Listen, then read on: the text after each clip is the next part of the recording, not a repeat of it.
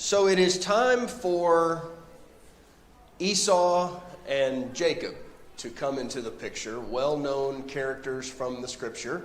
Isaac and Rebekah got married on Wednesday night in our class, and Isaac and Rebekah, how old was Isaac when they got married? Do you remember what the scripture tells us? Diane, if you look at me, I'm going to call on you. Diane Wood is sitting behind her. If you look at me, I'm going to call on you. So if you don't look at me, I might call on you too, though. So anybody remember? Yeah, all right, good. He was 40. Okay, now the scripture tells us in chapter 25 that when Jacob and Esau were born, how old is Isaac?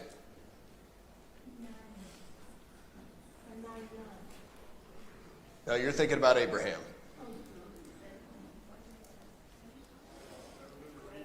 You don't remember reading about it. Okay. You do remember reading about it. You just don't remember the number. Okay, so look at verse 26. This is at the end of the verse. Isaac was 60 years old when Rebekah gave birth to Jacob and Esau. So they were childless for 20 years.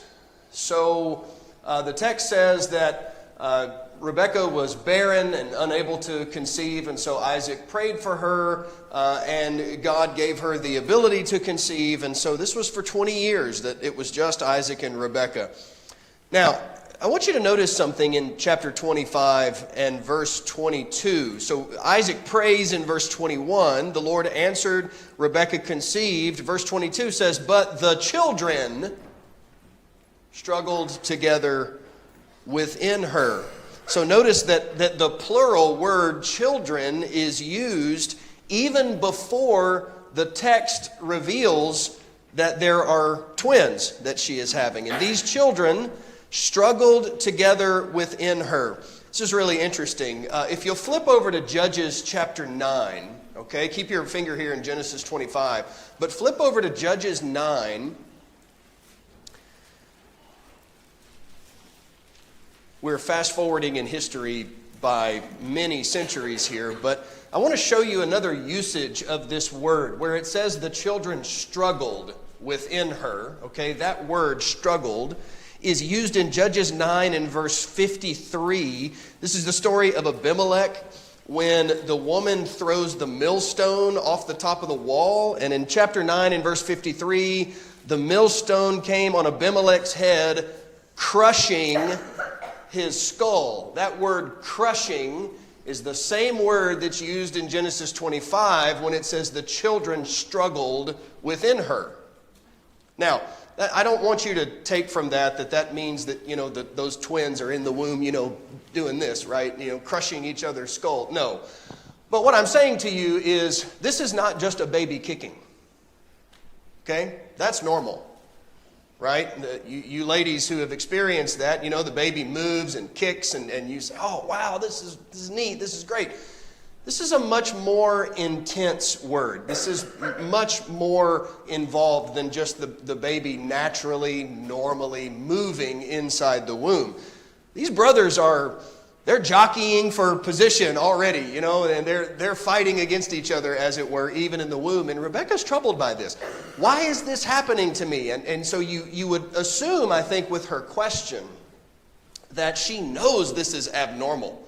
She knows that even though she's never been pregnant before, this is not the way it's supposed to be. What's happening? Is there something wrong? Is she sick, or what's going on? And so when she inquires of God in verse 23, the Lord gives her this surprising answer. This is back in Genesis 25.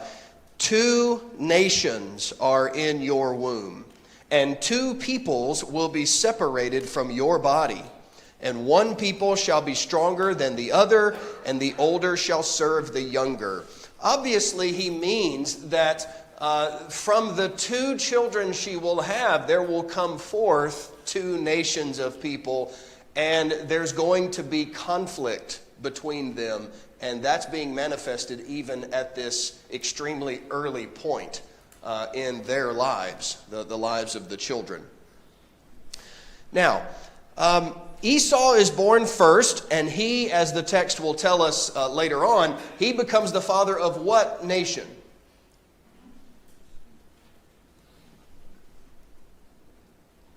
Come on. Edom. Okay? And then Jacob, of course, will later have his name changed to Israel. And although Jacob is not considered the father of Israel, that would be Abraham, whom we've just talked about for all these weeks. That happens through Isaac and then through Jacob's lineage. Esau's born first, and that becomes important momentarily. And Jacob is born doing something that already, again, continues this idea of the struggle. What's he doing when he's born, Jimmy? He's grabbing onto Esau's heel or his foot, almost as if he's like, you know, if you're racing with somebody and they're about to beat you as you approach the finish line, you reach up and grab their shoulder and pull them back. I think that's called cheating. But that's kind of what Jacob is doing, right? Esau is the first one, and he is obviously being the firstborn. There's going to be some blessing that comes from that, and it's almost like Jacob is trying to pull him back, and it's a foreshadowing of where we're going. Tim, do you have your hand up? Tim? Okay, thought you did. Thank you. All right. Jacob's name means deceiver or supplanter, literally one who takes the heel, and that comes from what we just discussed. Esau means hairy. So Esau was born with an appointment for a haircut. That's what was noticeable about him. And the text says that his skin was very red, okay? Or his hair was red. So that's where their names come from. Now, Esau is described as a skillful hunter in verse 27. He is a man of the field. Jacob is said to be mild or quiet. I think sometimes we think about Jacob as this weak mama's boy. I'm not so sure that's entirely justified. I see why people go there, but I don't know that that's exactly what we should think of him. He is said to, in verse 27, he's a peaceful man who lived in tents. So the fact that he lives in tents, people say, oh, well, that means, he's more involved in some of the domestic matters of the family. Okay, that may be true, but let me show you something. Go back to Genesis 4.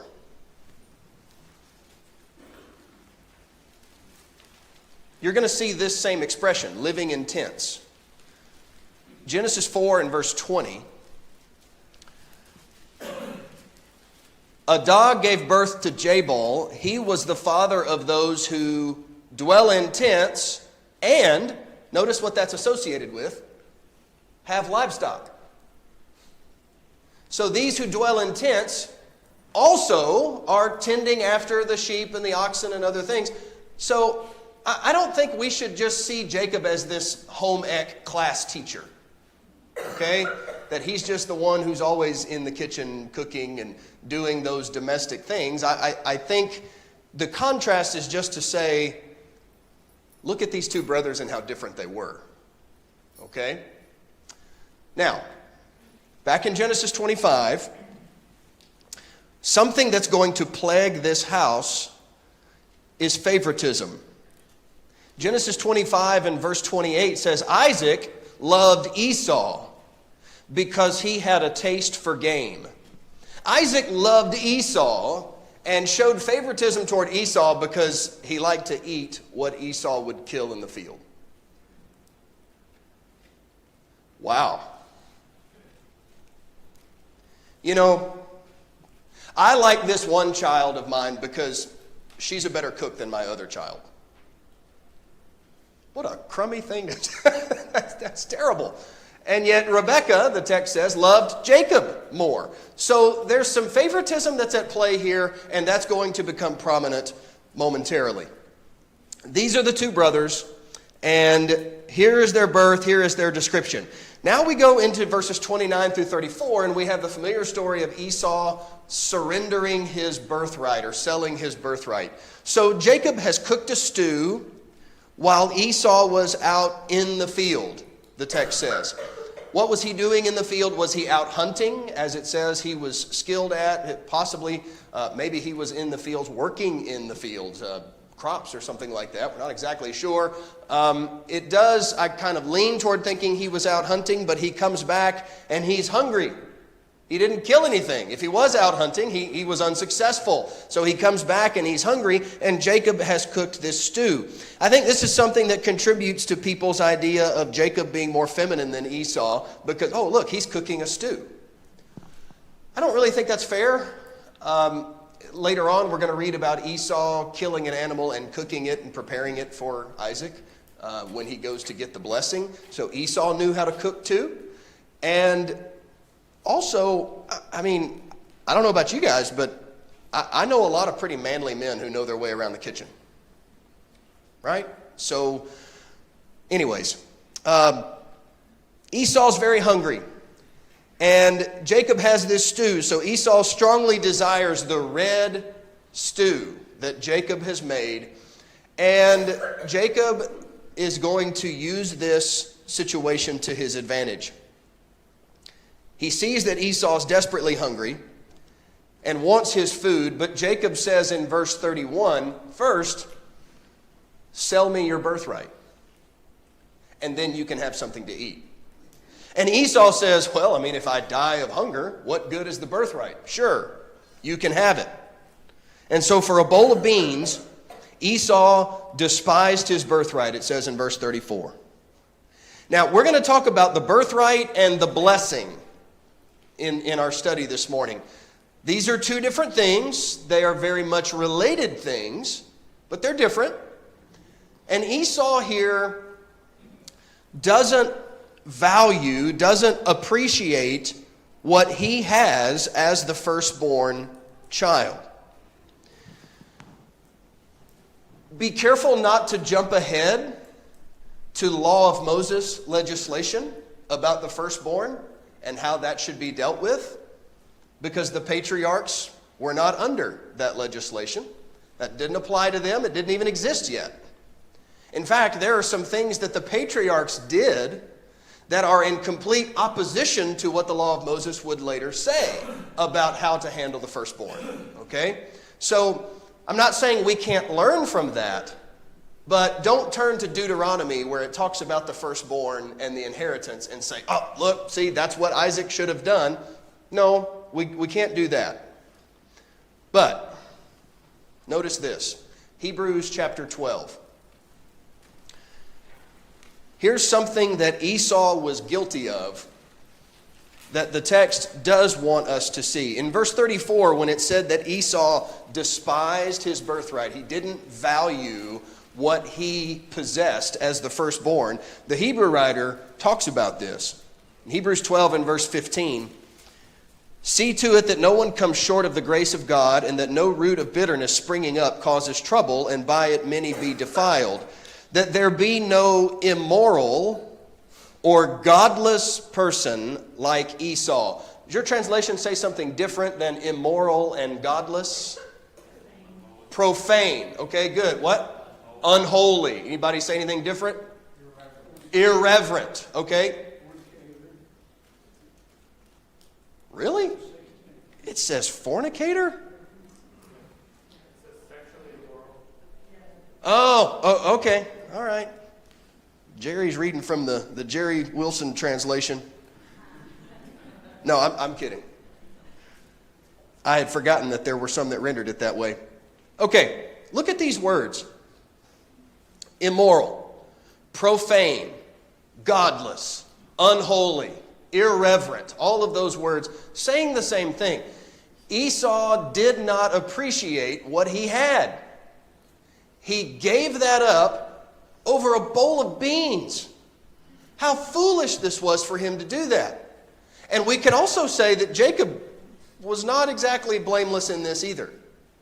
Right? Jacob is this scheming man, this deceitful man who took advantage of this situation, and he shouldn't have done that. But the Hebrew writer says that Esau was not properly assessing what he had. He didn't value what he had, and in so doing, he acted in ways that were godless. Doesn't that seem like a strong word? Man, he acted in a godless way, an unholy way. Well, that was God's assessment of this. All right, let's go back to Genesis now. Now, I want to just fly through chapter 26 because I want to spend more time in 27, but also because chapter 26 very closely mimics a story that we've already covered in chapter 20 and in a portion of chapter 21. So in Genesis 26, it would help if I wasn't in 2 Samuel. I told you to put your marker there, but I didn't do it myself. Genesis 26 and verse 1, there was a famine in the land, besides the previous famine that occurred in the days of Abraham. That takes you back to Genesis 12. There was a famine that happened in Genesis 12 that drove Abraham and Sarah into Egypt. There was another famine that happened. So Isaac went into Gerar to Abimelech, king of the Philistines. That's a familiar name, isn't it? Where have we seen that before? Genesis 20. Abraham and Sarah go into Gerar of the Philistines, and there they encounter Abimelech. Now, this is almost certainly a different Abimelech in Gerar of the Philistines. Almost certainly. Why do we say that? Because what happened with Abraham back in Genesis 20 was about 90 years prior to this. 90 years. Surely this is a different person. So there's a lot of people who are thinking that maybe Abimelech is a title rather than a personal name, kind of like Pharaoh in Egypt. There's lots of pharaohs. Those are titles, not personal names. That's possible. Maybe this is just a descendant of the same Abimelech, and that really is his personal name. I don't know exactly how to work that out, but surely it seems we're talking about different people. Now, chapter 26 in verse 1 and in verse 6 says that they lived in or settled in Gerar. So in verses 2 through 5, the Lord promises Isaac the same promises that he gave to his father Abraham. Land, nation, seed. Now verse 7 is where we get into the familiar story. When the men of the place asked about his wife, he said, "She is my sister," for he was afraid to say, "She is my wife," thinking the men of the place might kill me on account of Rebekah, for she is very beautiful. This is now the third time we've seen this. Abraham did this twice. Genesis 12, Genesis 20, and now Isaac is doing just like his father did, saying that this person is his sister and not his wife. You know, sometimes you can lie and deceive by withholding pertinent information. And that's what's happened in each of these, right? I mean, did Abraham lie when he said, well, she's my sister? Well, no, but he also wasn't totally forthcoming with the truth either. And that's what Isaac is doing here too. I'm sorry? In this case, she'd be like a cousin. Yeah, she's not a half-sister. She'd be a cousin here. Yeah. I'm just pointing out that the situation is the same. Now, the Philistine men notice Rebekah's beauty, and then Abimelech, this is interesting. It says in verse 8 that Abimelech looked through a window and saw that Isaac was caressing his wife Rebekah. So Isaac, apparently some kind of public PDA, right? Maybe they're standing out on the street and he kind of grazes her on the cheek or something like that. And Abimelech says, well, that's your wife. That's clearly your wife. Look at the way you're interacting with her. And he goes to him and rebukes Isaac for lying to him. And he says to all of his men, "You do not touch that woman. If you touch her, you're dead." So while Isaac and his family are in the land of Gerar, they're trying to, then verse 12 talks about they're trying to establish themselves in the land. Isaac prospers, his flocks increase, everything he touches seems to turn to gold, and that's because, as Abimelech will say later, that God is with him. They are searching for water, and so they're digging wells. Verse 18, 19, 21, 22, verse 25 all mention that they are digging wells, trying to get water for their families and for their livestock. But every time Isaac digs a well, what do the Philistines do? Oh, that's our water. That's our well. You didn't get our permission. You're trying to steal our water. And so they have a conflict. It says that the Philistine men saw how prosperous Isaac was. And they were jealous of him. I think that's around verse 14. They were jealous of Isaac, and so they start making his life more difficult. Every time he digs a well and finds water, they claim it as their own. And so they are struggling to make their way here because they can't settle down anywhere. Although their flocks are increasing and the prosperity is increasing, they can't find a place to permanently settle because of all of these conflicts over water.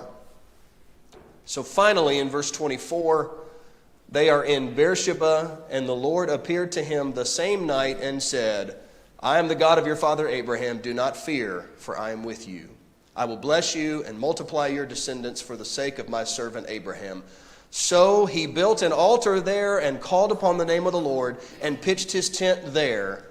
And there Isaac's servants dug a well. And finally, there's no more conflict. They get to stay there for a while. And they continue to prosper and increase. And when Abimelech sees the prosperity of Isaac, he does what Abimelech of 90 years ago did with Abraham. I want to be friends with this guy. I want to go make a treaty of peace. I want to make a pact with this person. And so Abimelech goes to Isaac and says, this is interesting. If you look at verse 28, we see plainly that the Lord has been with you. So we said, let there be an oath between us. If you go back to chapter 21 and verse 22, that's exactly what they said to Abraham. We see that God is with you. So let's be friends. Let's stop being at odds with each other. All right, let's finish up chapter 26. Verses 34 and 35. When Esau was 40 years old, he married Judith, the daughter of Beri the Hittite, and Basemath, the daughter of Elon the Hittite. And they brought grief to Isaac and Rebekah. What do you notice about Esau's marriages? I just told you one thing by wording the question that way. What do you notice? Okay, that's true. Diana says he was the same age that Isaac was when he got married. That's true. That's not what I was after, but that's a good point. What do you notice? How many people did he marry? 2. Okay, problem? Yeah. Not the first time we've seen that, but not God's will, not what he wants. Whom did he marry? He married 2 foreign women. He married 2 Hittite women. And that's going to become a problem. Do you remember what Abraham said to his servant? Yeah. Don't look for a wife for Isaac among the Canaanites. Go back home to our people and find someone there. Esau doesn't do that. And it becomes a grief to his parents. Later on, when it's time for Jacob to get married, where do they send Jacob? Back home. Go back to Haran, to our people. Don't get Canaanite wives. All right, chapter 27. You guys got anything about what we've covered so far? Why do you think that so many translations say Abimelech saw them laughing? Okay, I don't remember when it was, Jimmy, but 3 or 4 class periods ago, I talked about that. In short, the Hebrew word that's used there is a word that's very broad in its meaning. And so I'll go back in my notes and I'll see me after class and we'll walk through that. But that word can be translated in those different ways, and sometimes translators just have to make a decision. Phil.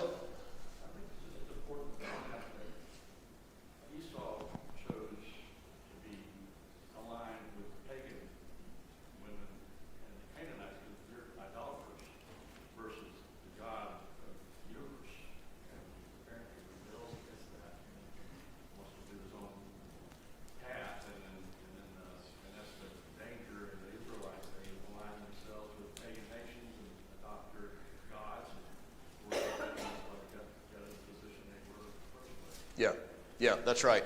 Phil's comment was that, Esau comes from this family of Abraham, this family of great faith, and yet he chooses to go find wives from among the Canaanites, people who would not have shared that same faith, and just look at the consequence that's going to come from that. All right, so let's go into chapter 27. Once again, Jacob's trickery and deception is going to work to gain him an advantage. And so this time he does it with his mother's help. It's not just Jacob that's doing the deceiving. So at this point, Isaac is old and he cannot see well. The text says in chapter 27 and verse 1, his eyes were too dim to see. I want to refer you to page 85 in the Waldron's book. They have a very helpful chronological note there in the gray box on page 85. It will help you see just how old Isaac was at this point. And if you follow the math, you see that Isaac was 137 years old. 137, and he is already getting to the point where he's feeling like his life is soon to end. However, Isaac doesn't die until what age? 180. He lives 43 more years after this story in Genesis 27. All right? So, at 137, Isaac is already blind. And so Jacob and Rebekah are going to use that to their advantage. Isaac says to Esau, "Go out, go hunting, cook me some tasty food before I die." Because after all, that's why I love you, right? That's what it said back in chapter 25. I love you because you have a taste for game. So Esau goes out to hunt and to cook him something good to eat. And while Esau is doing that, Jacob tricks his father into thinking that he is Esau, so that Isaac will give Jacob the blessing that should go to Esau. So he works with Rebekah, his mother, and they come up with a plan. Rebekah says, "You go get a couple of goats and bring those, and I will kill those and prepare them." And she takes the skins of those goats and she puts them on Jacob's hands and on his neck, on the smooth part of his neck, it says. They put Esau's clothing on Jacob. And Jacob goes in to Isaac, who can't see, and he speaks to him, and he says, "I'm Esau, and I've come back. I've done what you asked. I killed an animal, and I've cooked it for you, and here, I've done what you've asked. Now, will you please give me the blessing?" And Isaac says, "It sounds like Jacob, but he feels like Esau. He smells like Esau." So Isaac hesitates. He knows something seems off. And yet, there's enough to convince him to go ahead with it. So Isaac pronounces the blessing intended for Esau upon Jacob in verses 27 through 29. Verse 30. It came about as soon as Isaac had finished blessing Jacob, and Jacob had hardly gone out from the presence of Isaac his father, that Esau his brother came in from his hunting. So while Jacob is on the way out, away from the presence of his father, Esau comes in. "Father, I've done what you said. I hunted an animal. I've killed it. I've prepared. I've got you some tasty food to eat." And Isaac says, "Wait a minute. What just happened? Then who just left here?" And then Isaac puts it together. "Your brother has tricked me. Your brother has deceived you once again." Now Esau begs for a blessing. That blessing was supposed to come to me, the firstborn. And he begs for this, but Isaac says, "I can't take back what I've already given." And so although Esau desires a blessing, Isaac can't give him what he has given to Jacob. He does give Esau something. In verse 39 and 40, he does pronounce a blessing on Esau, but it is not the grand blessing that he would have otherwise been given. I'll tell you, I'm sure you have questions about this business of birthright and blessing and all of that. I have questions about that too. I tried to do some reading on, well, what exactly, because I mean, you and I read through these stories and we say, what's the big deal? You just say some nice things about your child and send them on their way. It was much more than that. I know that's how the text reads, but it was much more than that. There were other things that were inherently involved in this, okay? So maybe the best thing that could help us grasp what's happening here with this business of birthright and blessing, just to put it in a modern kind of, modern terms, think about this. Let's say that you are aging and in your will, you have made plans on how to leave your estate to your children or your grandchildren. And you've so ordered things to bless your children, right? You've got this entire life of wealth and prosperity that you've accumulated, and you want that to be a blessing to your children. So in biblical times, the oldest would receive the greater portion of the blessing, generally speaking. Imagine writing one of your children out of the will entirely, or at least substantially reducing their portion that goes to them. I think that might help us see kind of what's happening here. This was a really big deal. I know it doesn't read that way so much to our modern minds, but there is a lot that Esau is missing out on here, okay? Now that's about as helpful as I can be with this.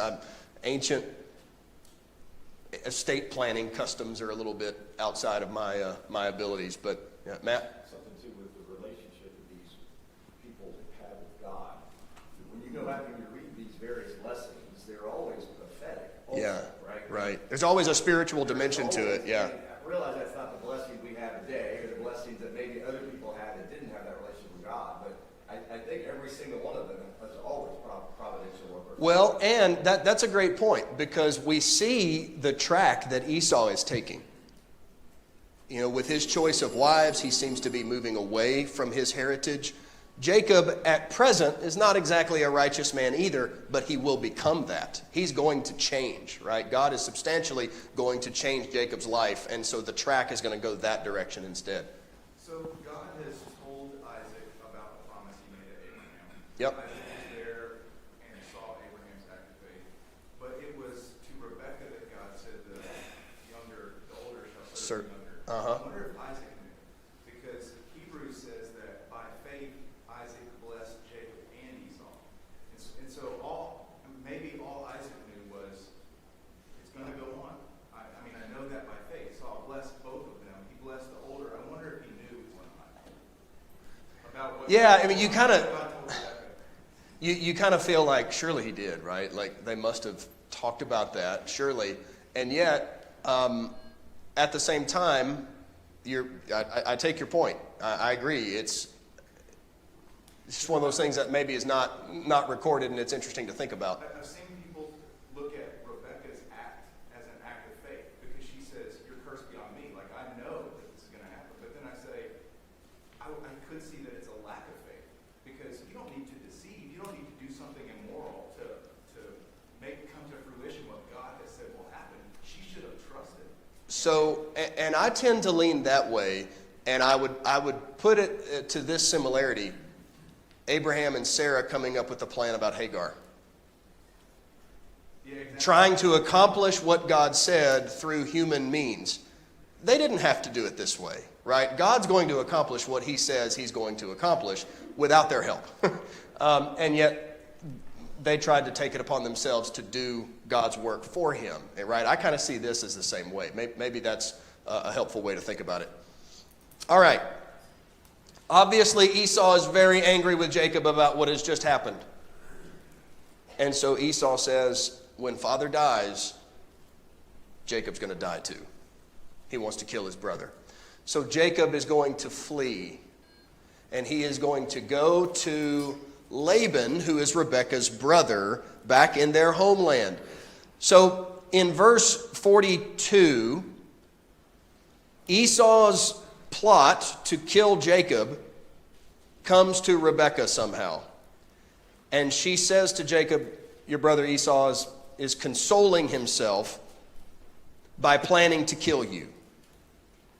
Now, therefore, go to Haran to my brother Laban. Stay with him a few days until your brother's fury subsides, until your brother's anger subsides, and he forgets what you did to him. I don't think we should take a few days literally. Just give it 3 or 4 days. Esau will totally forget about this. No. We do read about people in Genesis who went to such and such a place and they stayed many days. A long, long, long time. Okay? Well, compared to that, go to Laban for a few days, a short time. Let this breathe a little bit. Now, Rebekah says to Isaac in verse 46, I'm tired of living because of the daughters of Heth. Who are we talking about? Daughters of Heth. That's the Hittites. So who are the daughters of the Hittites that we just talked about 10 minutes ago? Esau's wives.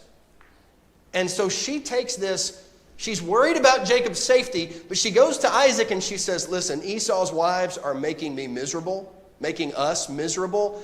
Jacob needs to marry too. Let's not have him make the same mistake. Let's do what Abraham did for you. Let's send Jacob back to Laban, back to our people to find a wife for him there. We're going to kill 2 birds with 1 stone.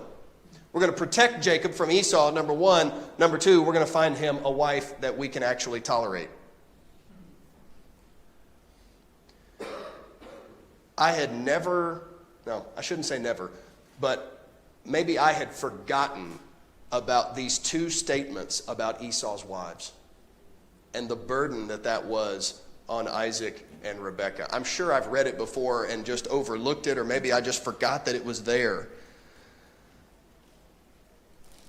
But Rebekah doesn't want to repeat that, and so she wants to send Jacob away to find a wife. All right. You roll into chapter 28, first 9 verses, and you see this plan beginning to unfold. Jacob is sent away. He goes to Padan Aram, which is that area in Haran, to the family of Laban, Rebekah's people, and they're going to start searching for a wife there. All right, very good.